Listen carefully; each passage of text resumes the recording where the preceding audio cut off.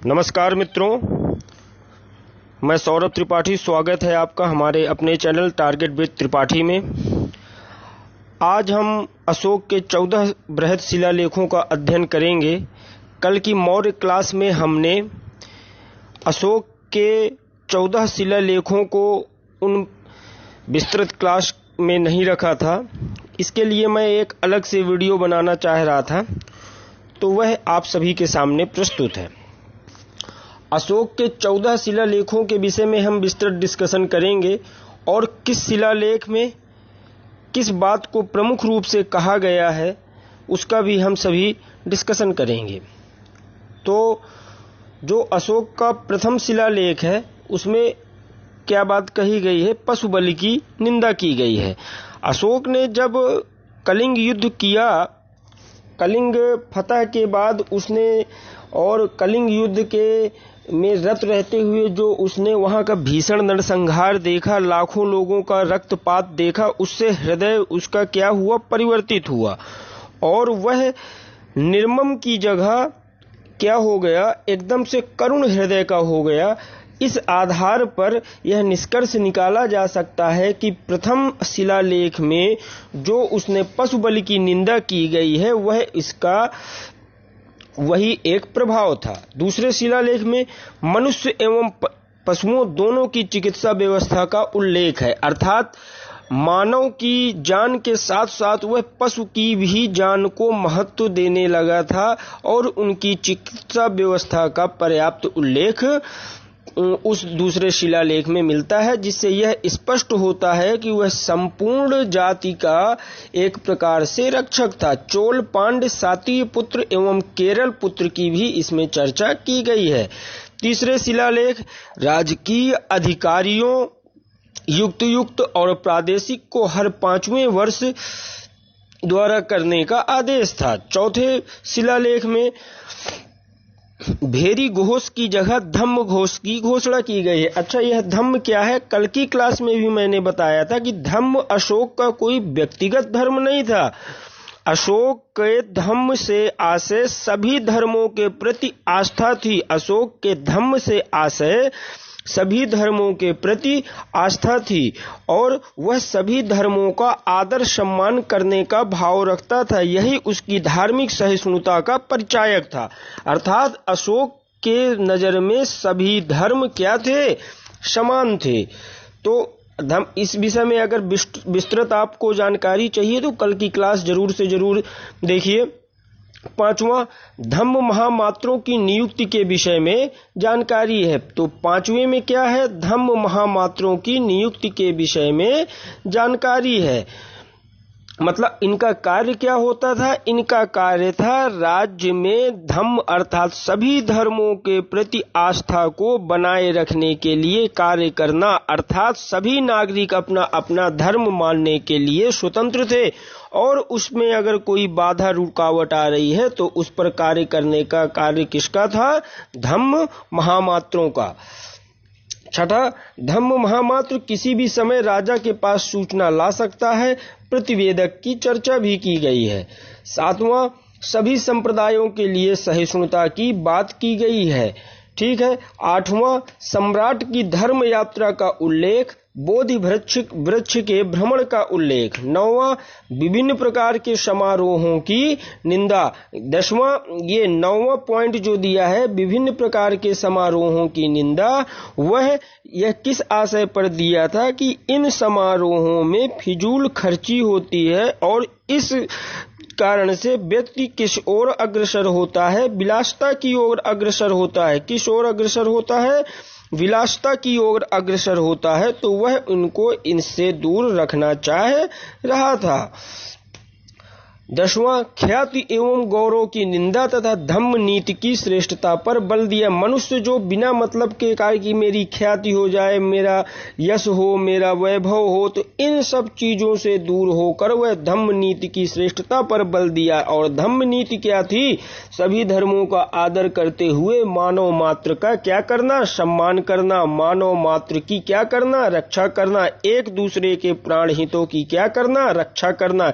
यही क्या थी? अशोक की धम्म नीति थी। 12वां सर्वधर्म समभाव एवं स्त्री महामात्र की चर्चा। सर्वधर्म समभाव जो कि धम्म का ही एक महत्वपूर्ण अंग है, जिसकी बुनियाद ही धम्म धम्म की बुनियाद ही सर्वधर्म समभाव पर टिकी है। इसको स्पष्ट रूप से किस शिलालेख में अशोक ने वर्णन किया? 12वें शिलालेख में। 13वां शिलालेख कलिंग के युद्ध का वर्णन, पड़ोसी राज्यों का वर्णन, अपराध करने वाले आटविक जातियों का उल्लेख। 13वें शिलालेख में कलिंग के युद्ध का वर्णन किया गया है, पड़ोसी राज्यों का वर्णन किया गया है। और देखिए, यद्यपि अशोक क्या थे? धार्मिक सहिष्णु हो चुके थे। अशोक क्या थे? उदार हो चुके थे। लेकिन तब भी वह राज्य की रक्षा के लिए, अपने प्रजा के हित के लिए भी क्या थे? तत्पर थे। तभी उन्होंने आटविक जातियों का उल्लेख, अपराध करने वाले आटविक जातियों का उल्लेख किया और इनको कड़ा निर्देश भी दिया था। अर्थात वह सहिष्णु थे, वह उदार थे, लेकिन अपने स्वराज्य की, अपने धर्म की रक्षा करने के लिए भी तत्पर थे। यह अशोक का 13वां शिलालेख बताता है। तो जो विभिन्न विद्वान यह मत देते हैं कि धम्म नीति के बाद, अशोक के अहिंसात्मक हो जाने के बाद क्या हुआ कि उनकी सेना का मनोबल टूट गया और यह मौर्य काल के पतन का एक उत्तरदायी कारण बताया। किसको बताया? उनके अहिंसात्मक हो जाने का और धम्म नीति की श्रेष्ठता पर बल देने का। तो यह 13वां शिलालेख स्पष्ट है कि अशोक क्या थे? धार्मिक सहिष्णु हो चुके थे। अशोक उदार थे, लेकिन वह अपने साम्राज्य की रक्षा करने के लिए कठोर नियम भी ले सकते थे, तभी अशोक ने अपने 13वें शिलालेख में इस बात का स्पष्ट उल्लेख किया है। अतः विभिन्न विद्वानों द्वारा दिया हुआ मत कि धम्म नीति पर चलने के कारण और अहिंसात्मक होने के कारण मौर्य साम्राज्य का पतन हुआ, तो इसका पुरजोर खंडन यह अशोक का 13वां शिलालेख करता है। अब 14वां और अंतिम शिलालेख, इसमें अशोक द्वारा जनता को धार्मिक जीवन जीने की प्रेरणा दी गई है। कैसा जीवन जीने की प्रेरणा दी गई है? अशोक द्वारा धार्मिक जीवन जीने की प्रेरणा दी गई है। किसको? जनता को। ठीक है। अब अशोक से संबंधित कुछ महत्वपूर्ण अभिलेखों को पढ़ते हैं। अशोक का कौशांबी अभिलेख क्या कहलाता है? रानी अभिलेख। अशोक का कौशांबी, ये एग्जाम की पॉइंट ऑफ व्यू से ऊपर के 13 और ये सारे पॉइंट जितने मैं आगे पढ़ाऊंगा सारे इंपॉर्टेंट हैं। अशोक का कौशांबी अभिलेख क्या कहलाता है? रानी अभिलेख। रानी अभिलेख किसे कहते हैं? अशोक के कौशांबी अभिलेख को। अशोक का सबसे छोटा स्तंभ लेख रुम्मनिदेही से प्राप्त हुआ है। कहां से प्राप्त हुआ है सबसे छोटा? रुम्मनिदेही से। कहां से प्राप्त हुआ है सबसे छोटा? रुम्मनिदेही से। अशोक के 12वें शिलालेख से जानकारी होती है कि उसने महिला महामात्रों की भी नियुक्ति की। किससे जानकारी होती है? 12वें शिलालेख से। अशोक के 7 स्तंभ लेखों का संकलन ब्राह्मी लिपि में किया गया है। किस लिपि में किया गया है? ब्राह्मी लिपि में।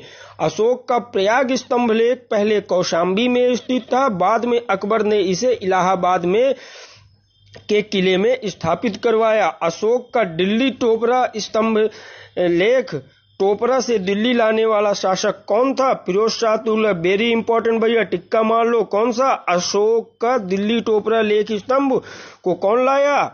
फिरोज शाह तुगलक। कहां लाया? टोपरा से दिल्ली लाए। और एक अशोक का प्रयाग स्तंभ लेख कौशांबी में था, बाद में अकबर ने इसे कहां लाया? इलाहाबाद में लाया। बेहद इंपॉर्टेंट है। अशोक के दिल्ली मेरठ स्तंभ लेख की खोज किसने की थी? 1750। प्रथम खोज ही इनके द्वारा हुई थी। किसने? पाद्रेती पैंथेलर द्वारा की गई थी। सन 1750 में तुगलक द्वारा इसे दिल्ली लाया गया। चंपारण बिहार में स्थित रामपुरवा स्तंभ लेख 1872 ईस्वी में कार्यालय द्वारा खोजा गया। चंपारण में ही लौरिया अरेराज एवं लौरिया नंदनगढ़ स्तंभ लेख प्राप्त है। तो चंपारण में कौन कौन से हुए? नंबर फर्स्ट रामपुरवा स्तंभ लेख, नंबर फर्स्ट रामपुरवा स्तंभ लेख, नंबर दूसरा लौरिया अरेराज एवं लौरिया नंदनगढ़ स्तंभ लेख। लौरिया नंदनगढ़ पर क्या बना है? मोर का चित्र। शेर कुनुहा से प्राप्त अशोक के अभिलेख किस भाषा में है? ग्रीक एवं अरमाइक। अर्थात अशोक के अभिलेख किन भाषाओं में लिखे हुए हैं? ग्रीक एवं अरमाइक। ठीक। मेगास्थनीज द्वारा लिखी गई पुस्तक इंडिका में मौर्यकालीन समाज को कितनी जातियों में बांटा हुआ बताया गया है? वो है 7 जाति। कौन कौन सी? दार्शनिक, किसान, सैनिक, ग्वाले, शिल्पी, दंडनायक और पार्षद। कौन कौन से? दार्शनिक, किसान, सैनिक, ग्वाले, शिल्पी, दंडनायक और पार्षद। ठीक है। तो मेगास्थनीज ने भारतीय समाज को कितनी जातियों में बांटा? ये 7 नहीं है दोस्तों, ये 7 लिखा है, 7। ठीक है। वर्ण व्यवस्था तत्कालीन समाज में भी प्रचलित थी। किस समाज में? मौर्यकालीन समाज में। समाज में शिल्पियों, चाहे वह किसी भी जाति का हो, महत्वपूर्ण स्थान रखता था। इस काल में तक्षशिला, उज्जैन एवं वाराणसी शिक्षा के प्रमुख केंद्र थे। कल की क्लास में मैंने यह जो बिंदु रोके थे सिर्फ इसलिए रोके थे कि इनको एक प्रश्न की भांति लाऊंगा। वर्ण व्यवस्था तत्कालीन समाज में भी प्रचलित थी। समाज में शिल्पियों, चाहे वह किसी भी जाति का हो, का महत्वपूर्ण स्थान आदरणीय था। मतलब शिल्पियों का जो उद्योग से रोजगार से उनका क्या था? समाज में एक महत्वपूर्ण स्थान था। तकनीकी शिक्षा आमतौर पर श्रेणियों के माध्यम से दी जाती थी, जिन्हें गिल्ड भी कहा जाता था। ठीक। मौर्यकालीन समाज में वैदिक धर्म ही प्रमुख था। मौर्यकालीन, ये तो कल भी इस पॉइंट पे डिस्कस अपन ने किया है कि कैसा धर्म था? वैदिक कालीन धर्म। मौर्य काल में जैन एवं बौद्ध धर्मों का भी पर्याप्त विकास हुआ। मेगास्थनीज, स्ट्रैबो, एरियन आदि विद्वानों के अनुसार मौर्य काल में समस्त भूमि किसकी थी? राजा की थी। अर्थात सर्वेसर्वा कौन था? राजा। सरकारी भूमि को क्या कहा जाता है? सीटा। बेहद इंपॉर्टेंट भैया, टिक्का मार लो, टिक्का बेहद इंपॉर्टेंट। कौन सा? सरकारी भूमि। कौन क्या कहा गया? सीता। कौन सा? सरकारी भूमि। उसे क्या कहा गया? सीता। कौटिल्य के अर्थशास्त्र में 3 प्रकार की भूमि, भूमि जुती हुई एक, दूसरी उत्कृष्ट भूमि, बिना जुती हुई, स्थल भूमि, जिसे ऊंची भूमि भी कहा गया।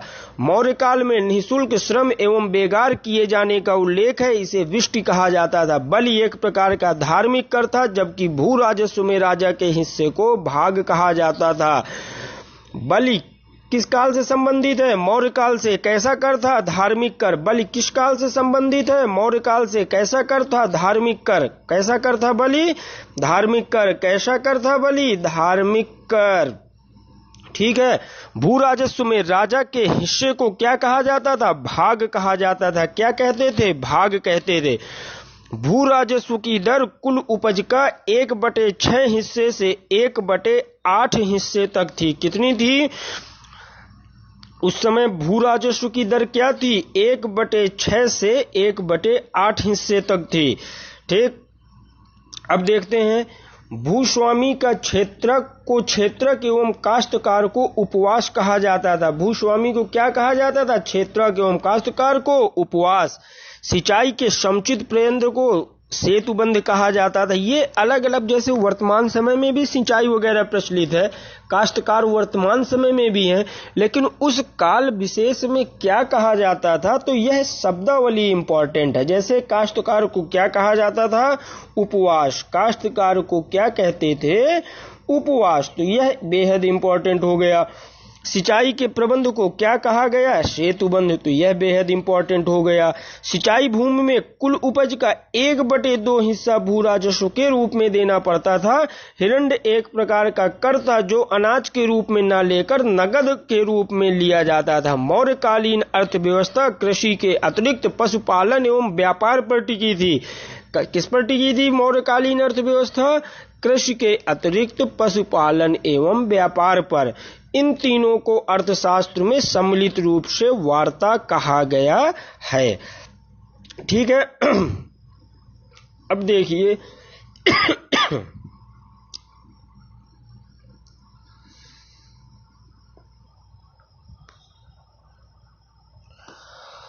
अर्थशास्त्र में वर्णित अध्यक्ष। अच्छा देखिए, वर्तमान समय में भी शासन को चलाने के लिए कई अंगों की आवश्यकता होती है, जैसे वाणिज्य, शिक्षा, स्वास्थ्य, मतलब अलग अलग तंत्रों को चलाने के लिए अलग अलग तंत्राध्यक्षों की आवश्यकता आज के वर्तमान सामाजिक और राजनीतिक प्रासंगिक कार्यों में भी है। उसी प्रकार मौर्य काल में भी, यानी या तो यूं कहें कि शासन के सभी स्तरों में, यानी इतिहास में जिन जिन शासकों ने शासन किया उनको अपने साम्राज्य की उचित तरीके से प्रशासन को चलाने के लिए विभिन्न प्रकार के प्रशासनिक अध्यक्षों की आवश्यकता रही। तो मौर्य काल के विषय में अगर हम इस प्रशासन को चलाने का ढंग देखें, प्रशासन को चलाने का स्तर देखें, तो मौर्य काल अपने आप में प्रशासनिक ढांचे के लिए सर्वप्रसिद्ध था। क्योंकि इसमें प्रत्येक विभाग के लिए विशिष्ट व्यवस्था की गई और इन व्यवस्थाओं के आधार पर प्रशासनिक कार्यों को किया गया। तो वही हम आगे पढ़ेंगे। अर्थशास्त्र में वर्णित अध्यक्ष, ये अर्थशास्त्र क्या है? कौटिल्य द्वारा लिखित, जिससे हमें मौर्यकालीन प्रशासन के संबंध में संपूर्ण जानकारी प्राप्त होती है। ठीक है, तो इनका जो पंडयाध्यक्ष हैं वो वाणिज्य विभाग का अध्यक्ष, शुराध्यक्ष आबकारी विभाग का, शूनाध्यक्ष बूचड़खाने का, गणिकाध्यक्ष गणिकाओं का, सीताध्यक्ष राजकीय भूमि, मैंने अभी पीछे बढ़ाया ना, राजकीय भूमि को क्या कहा जाता था? सीता। तो वही क्या है? सीताध्यक्ष। अकराध्यक्ष खान विभाग का अध्यक्ष, कोष्टगाराध्यक्ष कोष्टगार का अध्यक्ष, कुप्याध्यक्ष वनों का अध्यक्ष, आयुधगाराध्यक्ष आयुधगार का अध्यक्ष, शुल्काध्यक्ष व्यापार कर वसूलने वालों का अध्यक्ष, सूत्राध्यक्ष कताई बुनाई विभाग का अध्यक्ष, लोहाध्यक्ष धातु विभाग का अध्यक्ष, लक्षणाध्यक्ष छापे खाने का अध्यक्ष। बहुत से एग्जामों में इनसे विभाग का नाम और उसके अध्यक्षों का नाम पूछा गया है। विविताध्यक्ष चारेगाहों का अध्यक्ष। इसके अंतर्गत कार्य कुआं का निर्माण, जलाशय का निर्माण, जंगल से गुजरने वाले लोगों की रक्षा आदि थी। वह कौन करता था? विविताध्यक्ष। पासपोर्ट विभाग का अध्यक्ष को क्या कहा जाता था? मुद्राध्यक्ष। जहाजरानी विभाग के अध्यक्ष को नवाध्यक्ष। बंदरगाहों के अध्यक्ष को पत्नाध्यक्ष। व्यापारिक मार्गों के अध्यक्ष को संस्थाध्यक्ष। धार्मिक संस्थाओं के अध्यक्ष को देवताध्यक्ष। माप तौल के जो अध्यक्ष होते थे, ये बेहद इंपॉर्टेंट है, कई बार एग्जामों में ये प्रश्न रिपीट हुआ है। माप तौल के अध्यक्ष को क्या, वैसे तो एग्जाम के पॉइंट ऑफ व्यू से ये सारे पॉइंट्स इंपॉर्टेंट हैं, बट यह पौताध्यक्ष कई बार एग्जामों में रिपीट हो चुका है। 22वां मानाध्यक्ष, किसको? दूरी और समय से संबंधित साधनों को नियंत्रित करने वाला अध्यक्ष। अश्वाध्यक्ष घोड़ों का अध्यक्ष। हस्ताध्यक्ष हाथियों का अध्यक्ष। सुवर्णाध्यक्ष सोने का अध्यक्ष। अक्षपातलाध्यक्ष महालेखाकार। मौर्य काल में वनों को किन भागों में विभाजित किया गया? हस्तिवन और द्रव्यवन। मौर्य काल में वनों को किस भाग में विभाजित किया गया? हस्तिवन एवं द्रव्यवन। अच्छा, अगर किसी भी काल में प्रथम बार कोई भी चीज हो, चाहे वह प्राचीन काल हो या मध्यकाल हो या आधुनिक काल हो या वर्तमान समय की बात हो, तो प्रथम कोई भी चीज बेहद इंपॉर्टेंट होती है। वनों को प्रथम बार विभाजित करने का कार्य मौर्य काल के समय में ही शुरू किया गया था। मतलब किस रूप में? वनों को जो हस्तिवन के रूप में किया गया और द्रव्यवन में विभाजित किया गया। ठीक, हस्तिवनों में हाथी पाए जाते थे, द्रव्यवनों में लकड़ी, लोहा एवं तांबा पाए जाते थे। जंगलों पर राज्य का अधिकार होता था। विनिर्मित वस्तुओं को पंडयाध्यक्ष के नियंत्रण में बाजारों में बेचा जाता था। विनिर्मित वस्तुओं को किसके अंडर में बेचा जाता था? पंडयाध्यक्ष के नियंत्रण में। मौर्य काल में मुख्य व्यवसाय जुलाहों का था, जो रुई, रेशम, सन, ऊन आदि से विभिन्न कपड़े तैयार करते थे। मौर्य काल में बंग देश में श्वेत एवं चिकना वस्त्र, पुंड्र देश, अच्छा ये पुंड्र देश कहाँ है? पुंड्र देश से कौन सा स्थान संबंधित है? अगर आप वैदिक काल की क्लास लिए होंगे तो मैंने बहुत विस्तृत रूप से इसका अध्ययन कराया था। किससे संबंधित है? पुंड्र महास्थान गढ़ से। और यह कहाँ है? आधुनिक पश्चिम बंगाल के उत्तरी हिस्से का इलाका पुंड्र देश, और महास्थानगढ़ वर्तमान समय में कहाँ है? बांग्लादेश में।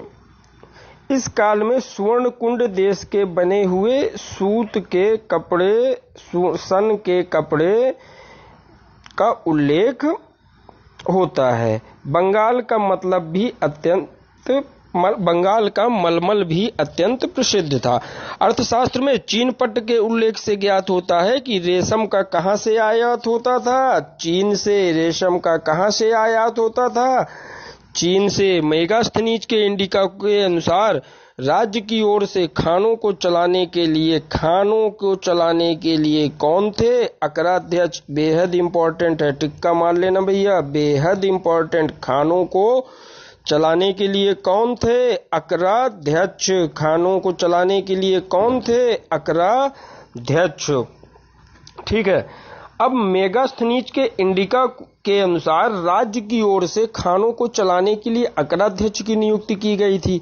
सोना, चांदी, तांबा, लोहा तथा जस्ता भी काफी मात्रा में उपलब्ध थे। मौर्य काल में जलमार्गी व्यापार के लिए 8 प्रकार की नौकाओं का प्रमाण मिलता है। कितने प्रकार की? 8 प्रकार की नौकाओं के उपयोग का प्रमाण मिलता है। किसमें? मौर्य काल में। कौटिल्य के अर्थशास्त्र से तत्कालीन मुद्रा पद्धति की जानकारी मिलती है। मुद्रा पद्धति का संचालन करने के लिए एक पृथक अमात्य होता था, जिसे क्या कहते थे? लक्षणाध्यक्ष। जिसे क्या कहा जाता था? लक्षणाध्यक्ष। टकसाल का प्रधान अधिकारी क्या कहलाता था? सौवर्णिक। टकसाल का प्रधान अधिकारी क्या कहलाता था? सौवर्णिक। अर्थशास्त्र में 2 प्रकार के सिक्कों का उल्लेख है। कौन कौन से सिक्के? कौशवेश, राजकीय क्रय विक्रय हेतु प्रमाणिक सिक्के, और दूसरा व्यवहारिक सिक्के। दूसरे कौन से सिक्के? व्यवहारिक सिक्के, जो सामान्य, मतलब 2 प्रकार के सिक्के थे। एक तो कोष प्रवेश, जो राजकीय क्रय विक्रय हेतु प्रामाणिक सिक्के थे, यानी राजकीय क्रय विक्रय, जो राजवंशों से संबंधित क्रियाकलापों के लिए क्रय विक्रय होगा, राजवंशों से संबंधित क्रय विक्रय होगा, वह क्या होगा? कोष प्रवेश के माध्यम से। और दूसरा कौन से सिक्के थे? व्यवहारिक सिक्के। तो सिक्कों की विशिष्टता की दृष्टि से भी यह प्रश्न इंपॉर्टेंट बन जाता है। ठीक है। अब नेक्स्ट देखते हैं। चांदी के सिक्कों को पड़ या रुपये भी कहा जाता था। अगर आपने क्वेश्चंस देखे होंगे पुराने विगत वर्षों के, तो जरूर से जरूर यह प्रश्न पढ़े होंगे। चांदी के सिक्कों को क्या कहा जाता था? पड़ या रुपये। चांदी के सिक्कों को क्या कहा जाता था? पड़ या रुपये। जब वीडियो देखिएगा तब इसी प्रकार आप भी कई बार दोहराइएगा, इसीलिए मैं एक बार नहीं कई बार कुछ इंपॉर्टेंट प्रश्नों को रिपीट करता हूं। सुवर्ण, यह एक सोने का सिक्का था जिसका वजन कितना? 5/2 तोला होता था। कोई भी व्यक्ति धातु ले जाकर सौवर्णिक से सिक्के बनवा सकता था। प्रत्येक सिक्के की बनवाई 1 ककड़ी ली जाती थी। सिक्के बनवाने में 18.5% ब्याज रूपिका एवं परीक्षण के रूप में देना पड़ता था। समुद्र के क्या दिया हुआ है कि समुद्रों से मोती अथवा रत्न निकालने का कार्य भी खन्याध्यक्ष के नेतृत्व में होता था। तो अगर प्रश्न आए कि समुद्रों से रत्न और मोती किसकी अध्यक्षता में या किसके नेतृत्व में निकाले जाते थे, तो किसके नेतृत्व में? खन्याध्यक्ष के नेतृत्व में। अभी आपने पीछे पढ़ा खानों का कार्य, यानी खान जिनसे कोयला वगैरह, तो इनका किसके नेतृत्व में किया जाता था? अकराध्यक्ष। सिक्के किसके नेतृत्व में? सौवर्णिक। सिक्के किसके नेतृत्व में? सौवर्णिक। अब देखिए, राज्य द्वारा उन्नत शराब व्यवसाय के लिए पृथक विभाग की स्थापना की गई थी, जिसका अध्यक्ष क्या कहलाता था? शुरा सुराध्यक्ष, जिसका अध्यक्ष क्या कहलाता था? सुराध्यक्ष। शराब बेचने वाले को सौंडविक कहा जाता था।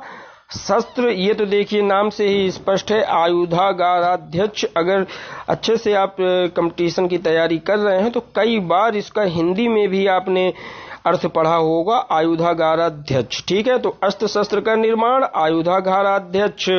ठीक, और सिक्के बनाने का कार्य, सौवर्णिक, किससे? सोने के सिक्के बनाने का कार्य। और शराब का जो कार्य बनाने का कार्य किसके अध्यक्ष में होता था? सुराध्यक्ष।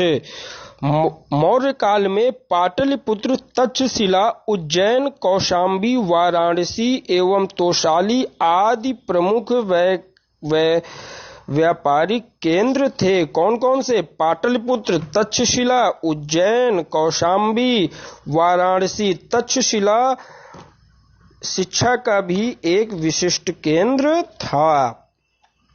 अब भारत में समुद्र तटों पर अनेक बंदरगाह थे, जहां से लंका, सुमात्रा, जावा, वर्मा, मिस्र, सीरिया, यूनान, रोम एवं फारस से विदेश व्यापार होते थे। व्यापार संघों को श्रेणी एवं इसके प्रमुख को श्रेणिक कहा जाता था। मैं एक बार अभी जब मौर्य काल की क्लास चल रही थी उस समय भी इसका वर्णन मैंने किया था कि व्यापार संघों को श्रेणी और इसके प्रमुख को श्रेणिक कहा जाता था। एग्जामों में कई बार रिपीटेड यह प्रश्न है, इसीलिए मैंने आज यह सीरीज कल की क्लास में यह रोकते हुए आज प्रश्नों की सीरीज टाइप में यह क्लास लेकर आया हूं। श्रेणियां प्रायः अपने शिल्पियों के लिए बैंक का कार्य करती थी। श्रेणियों द्वारा दिए गए ऋण पर ब्याज की निम्न दरें थी। साधारण ऋण पर 15%, समुद्री यात्राओं के द्वारा दिए गए ऋण पर 60%। ठीक है दोस्तों, मेगास्थनीज की इंडिका से ज्ञात होता है कि मौर्य काल में मार्ग निर्माण एवं देख रेख के लिए एग्रोनोमोई नामक एक पदाधिकारी होता था, जिसे क्या कहते थे? जिलाधिकारी भी कहा जाता था। क्या कहा जाता था? जिलाधिकारी। जैसे आज हमारे डीएम साहब, वैसे उस समय एजी साहब, एग्रोनोमोई। इस तरह याद करिएगा, जैसे आज हमारे डीएम साहब वैसे एजी साहब, एग्रोनोमोई। ठीक है, मौर्य काल में पंड्य वस्तुओं, निर्मित वस्तुओं के मूल्य पर उसका 5वां भाग चुंगी के रूप में, यानी निर्मित वस्तुओं का कौन सा भाग? 5वां भाग। मौर्य काल में चुंगी का 5वां भाग व्यापार कर के रूप में लिया जाता था। मौर्य काल में देशी वस्तुओं पर 4% एवं आयातित वस्तुओं पर 10% बिक्री कर भी लिया जाता था। मौर्य काल में 2 प्रधान स्थल मार्ग थे, पाटलिपुत्र, वाराणसी। उत्तरापथ मार्ग पाटलिपुत्र से वाराणसी, उज्जैन होते हुए पश्चिमी तट के बंदरगाहों तक दूसरा प्रमुख मार्ग जाता था। भैया बेहद इंपॉर्टेंट है, टिक्का मार लो इसमें। इससे संबंधित अगर डीपली पूछता है तो इससे संबंधित क्वेश्चन घुमा फिरा के कहीं न कहीं से देता ही देता है। मौर्य काल में 2 प्रधान, टिक मारिए इसमें, मौर्य काल में 2 प्रधान स्थल मार्ग। मौर्य काल में कितने प्रधान स्थल मार्ग? 2। पाटलिपुत्र, वाराणसी, उत्तरापथ मार्ग तथा पाटलिपुत्र से वाराणसी, उज्जैन। कौन कौन? पाटलिपुत्र, वाराणसी, उत्तरापथ मार्ग, और दूसरा पाटलिपुत्र से वाराणसी, उज्जैन होते हुए पश्चिमी तट के बंदरगाहों तक दूसरा प्रमुख मार्ग जाता था। इससे संबंधित कुछ विशिष्ट शब्दावली भी है यह रोड से संबंधित, उसको मैं नेक्स्ट क्लास में क्वेश्चन के माध्यम से लाऊंगा। इच्छुक विद्यार्थी कमेंट करेंगे कि वह कौन सा स्थल रोड इससे संबंधित था। तो आज की क्लास मौर्य काल के प्रमुख अशोक के शिलालेखों और राजस्व को चलाने के लिए प्रशासनिक व्यवस्थाओं को विधिवत सुचारू रूप से संचालित करने के लिए मौर्य काल के विभिन्न अधिकारियों के साथ यह क्लास खत्म होती है। और इससे संबंधित सारे प्रश्न, मौर्य काल से संबंधित सारे प्रश्न अभी नेक्स्ट क्लास में हम हल करेंगे। If you like this video, then like, share and subscribe. Please keep these questions with all exams for your good preparation. Okay, thank you.